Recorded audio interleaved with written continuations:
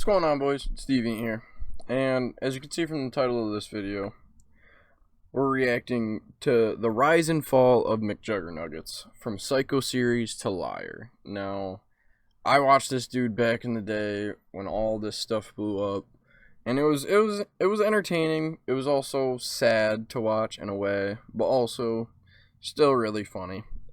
And I remember seeing stuff about him here and there, but I haven't heard about him in a while, so this caught my eye, and I figured why not react to it. So let's get into it.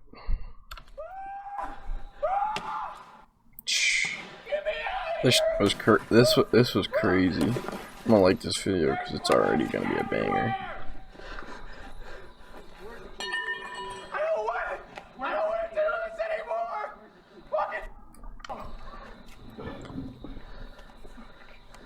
anymore. Oops, sorry about the echo.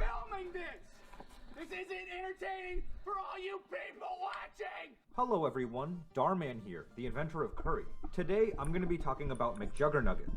He currently has over 4 million subscribers on YouTube. Oh, he still does? He initially rose to fame after he created the Psycho series, but noted a dramatic decrease in viewership after it ended. In addition, he told people he was leaving to a new platform called Storyfire, but continued to upload to YouTube. Sadly, Storyfire was a financial failure and sold as an NFT for about $15,000. This is the rise and fall of McJuggerNuggets. Before I get into the video, I just want to thank today's sponsor, Privacy.com. Privacy lets you buy things online using virtual cards instead of real ones, protecting your identity and Alright. Get your bag, brother, but we're not here for this. That are created with using hooples. Or if you are you have total browser fill it Privacy.com/YouTube channel on December 9th video. Alright. McJuggerNuggets' real name is Jesse Ridgway, and he created his YouTube channel on December 9, 2006. He was an early user of the platform and was only 14 years old when he started out. In order to understand his brand, you first have to realize that freakout videos were a popular genre in the early 2010s. I'm sure we all remember watching in awe as the world of Were they Warcraft staged? tried to stick a remote up his They ass weren't because his mom staged, canceled right? his account. Oh my That God. video inspired me to stick things up my own shit. Yo. Sorry, TMI. Most of these freakout videos were fake, but people still Hey, loved the content. yo. It was just fascinating to watch someone explode on screen and make a fool of themselves. There were other big YouTubers who made careers off of freakout videos like Boogie2988's Raging Francis character and Angry Grandpa. Hopping on this trend, Jesse created the Psycho series, which featured his two brothers and father. His first video of the series was posted on December 12, 2012 and called Psycho Was this Dad Destroys staged? Xbox. In it, Jesse's father threw his Xbox in a fireplace and then smashed it. As of today, the video has about 26 million views. Dad, what are you doing, Dad? Dad! Leave it in there! What are you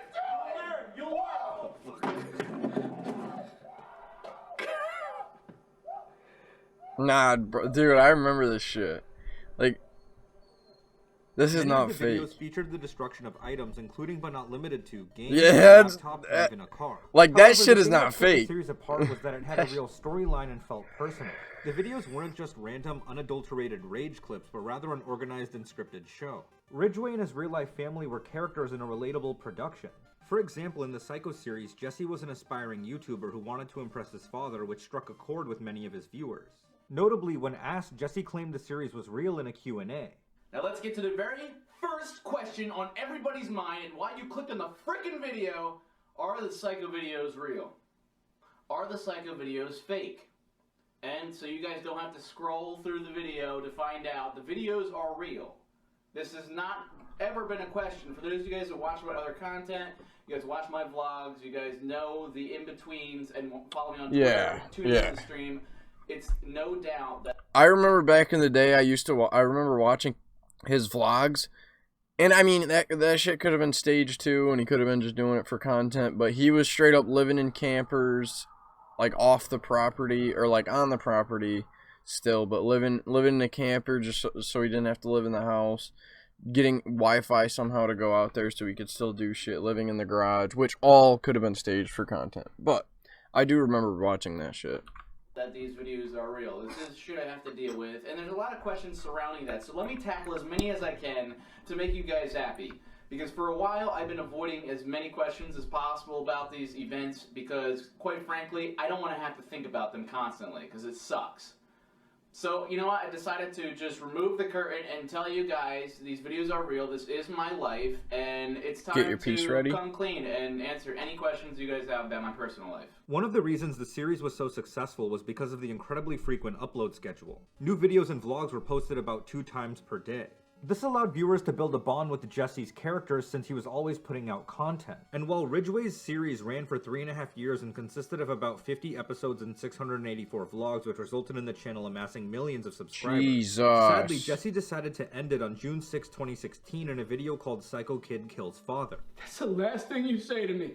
Is that the video games made me this way? The games? I remember this. No, Dad. It was you. You. That shit's fake You as hell. made me this way. You made me this way.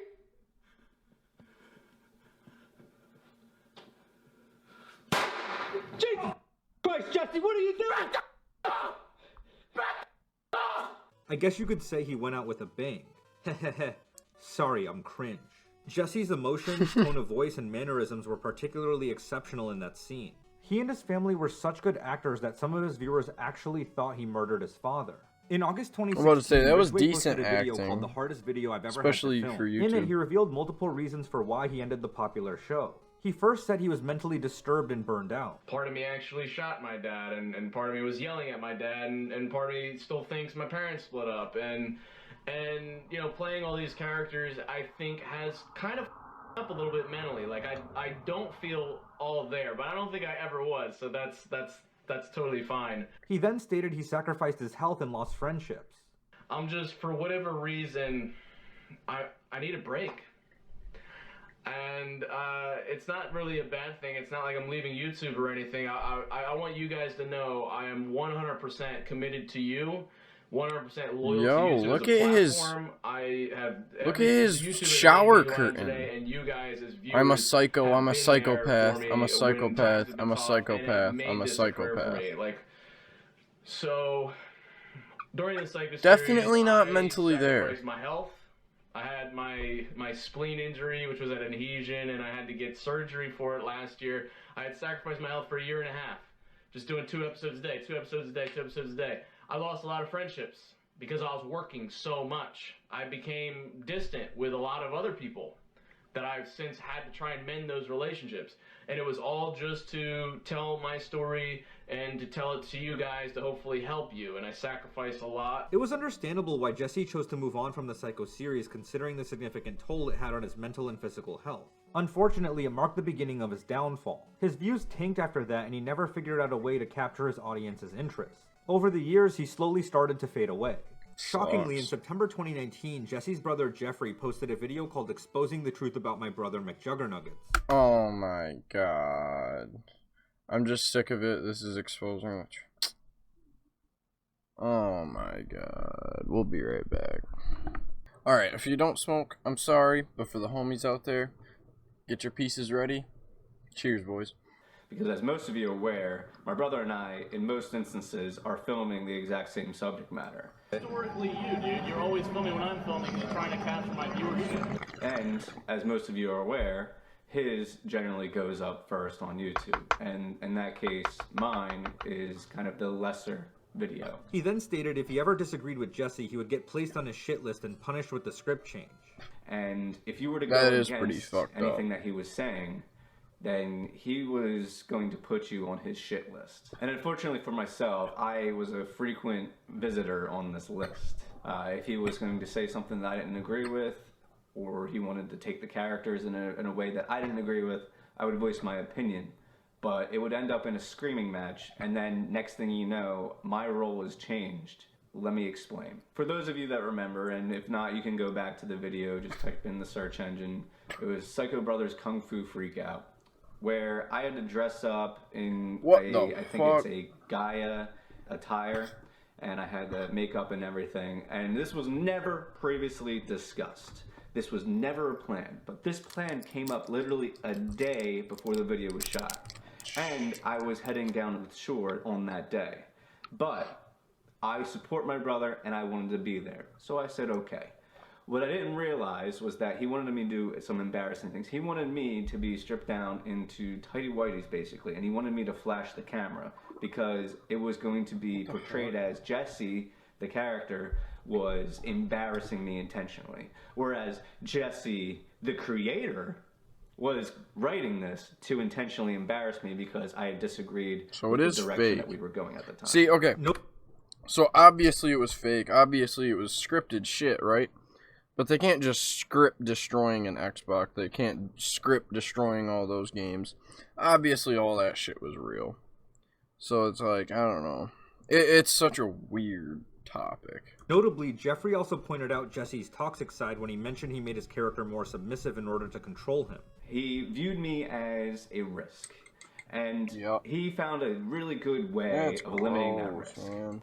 If you guys recall, there was a video where I had attacked my brother and was further attacked by his cameraman, Zachary Kornatzer. And then I had a bottle broken over my head, which was a breakaway bottle. And then my character had this big meltdown. After this time, my character became this very submissive, like restricted. He didn't do much of anything. He wasn't controversial. He wasn't loud. He wasn't vocal. He didn't really do much of anything. Imagine having a YouTube channel where everything prior to that you were one way, and then all of a sudden you had to portray yourself as somebody that was uninterested, uninteresting, submissive, and you can't do it. You can't produce the content that everybody had signed up for. After the video was released, Not only that, you can't. It's not even just about making the content that people want to see, because at the end of the day you have to enjoy what you're doing. Because what's the point of doing YouTube? What's the point of, like, everybody wants to do YouTube to be able to do what they love to do, to be able to do what they eventually will love to do. But if you're just scripting everything and everything's fake, that's just not the case. Like, you might as well just work a 9 to 5. I mean, basically, with the like, nah. Jesse was significantly more toxic than he let on. In order to save his reputation, he responded by claiming he deserved credit for encouraging Jeffrey and others to start their YouTube channels. You have your YouTube channel for a full-time job, bro. And who encouraged you to start that? Who convinced you to start that channel? Who gave you all kinds of content throughout the Psycho series and beyond? Getting Buzz a channel, Georgie a channel, Corn a channel, Parker a channel, you know, helping Swift's channel, Dom's channel. I'm like being in their videos. Jeffrey then replied by saying it was egotistical for him to imply that he gifted them their careers. Yeah. That you went ahead and gifted everybody their channels. And what this infuriates me to no end, because everybody that has their channels and has consistently uploaded, or maybe they stopped, maybe life got in the way and they haven't been able to keep up with it recently. But to say that you gave them these things, you didn't give them these things. They appeared in your videos, people liked them, they wanted to produce their own content, people subscribed to their channels for them. By doing this, you're completely discounting the fact that their content is worthwhile at all. Overall, the drama between the brothers was public and messy. Many also weren't even sure if the drama was real, considering how good the two were at acting. But after Jeffrey later released a video exposing Jesse's girlfriend as fake, followed by Psycho Dad exposing Jesse, it was apparent the drama was all fabricated. The series was just being continued in a dramatic and excessive manner. On September 18th, 2019, Jesse wrote this on Twitter. It said, "As of January 1st, 2020, I will no longer be making content for YouTube. This has not been an easy decision to make and one that I've struggled with for the last couple years. To put it frankly, I can no longer support a platform that doesn't have my best interest at heart." Ridgway then announced that he and his co-founder Brian created a new platform called Storyfire, which was designed to be a competitor to YouTube. He stated he was leaving YouTube on January 1st, 2020 and was going to post exclusively on Storyfire. I really want to emphasize, guys, this is not a series. This is not a clickbait video. I will be officially quitting YouTube as of January 1st, 2020. Fortunately, many creators were receptive to Storyfire because they had had enough of YouTube's random demonetization practices, sudden rule changes, and a horrid lack of communication. On top of that, Storyfire was healthy competition and would break YouTube's monopoly. Overall, it was a bright idea, but unfortunately the execution was nothing short of terrible. The platform was extremely buggy, the user interface was poor, and the algorithm was oversimplified. As a result, no one really wanted to use it. On January 1st, 2020, McJuggerNuggets posted a nearly 30-minute video called My Last Video on YouTube confirming he would in fact be leaving. Hold up, real quick. You can tell that this dude has watched Graham Stephan. Real quick, look at this. And then look at Mr. Graham Stephan's. Look at Mr. Graham Stephan's background. I fuck with it. I fuck with both of them. But, like, you see the... I don't know. Either way, it's still just a general office. Don't get me wrong. But, I don't know. I feel like it's quite similar. Like, is it just me? Let me know in the comments. Fuck! Right back. Alrighty. Juggies, this is the last video I'll ever make on YouTube. However, just 3 weeks later, he continued to post on YouTube, which confused fans who had already given him an emotional goodbye. In February 2020, Jesse uploaded another video called Storyfire is Shutting Down. In it, he said Storyfire ran out of money and was shocked at the lack of investor interest. To put it simply, why Storyfire is shutting down is we run out of money. We cannot financially support the cost of running the platform. A lot of the last 6 months has been spent trying to get financing, and this is traditionally what a tech startup would do. They try to raise money from angel investors, VCs, friends and family, pretty much anyone they can get their hands on to try and fund this big idea. Why is he talking about their lack of money and he's just casually flexing, what, 50 racks right there? It's gotta be fake money, obviously, but, I mean, maybe not, but it's like, what? The fuck? What kind of fucking message are you trying to portray? That you got money but you're broke? Or you got money but the business is broke?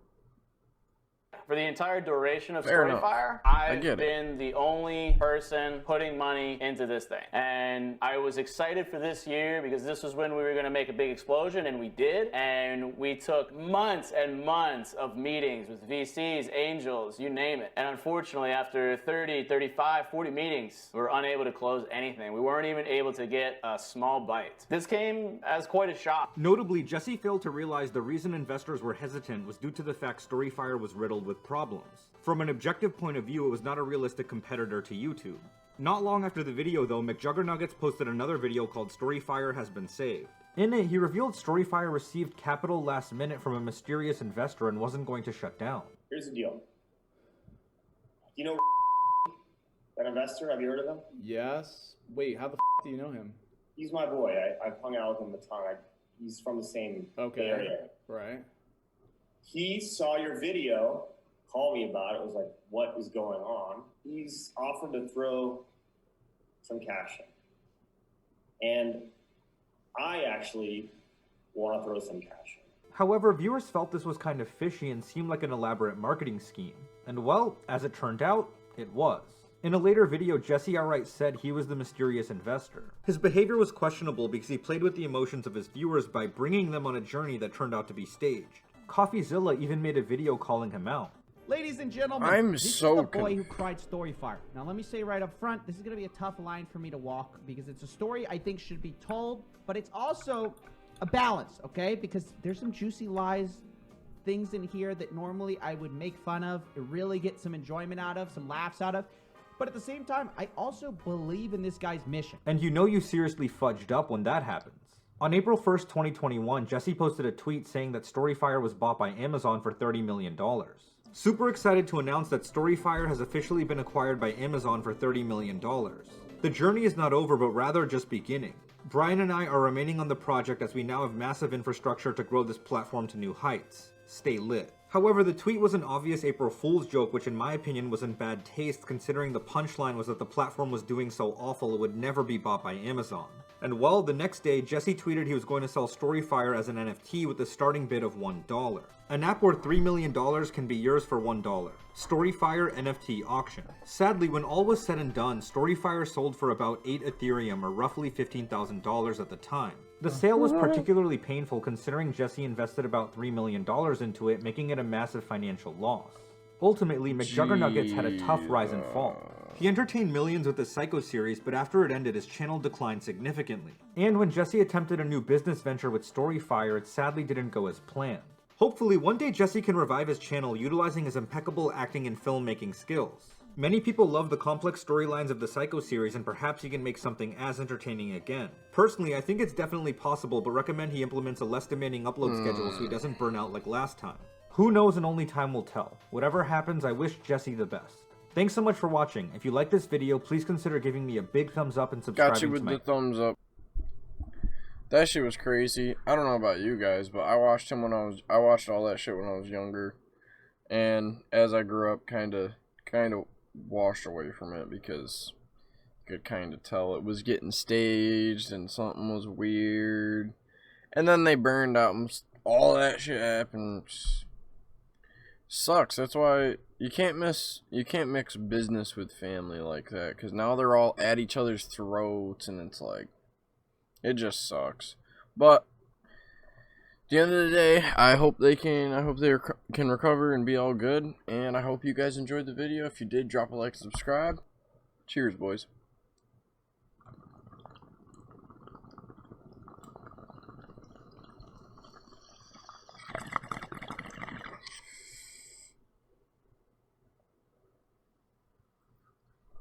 Peace out.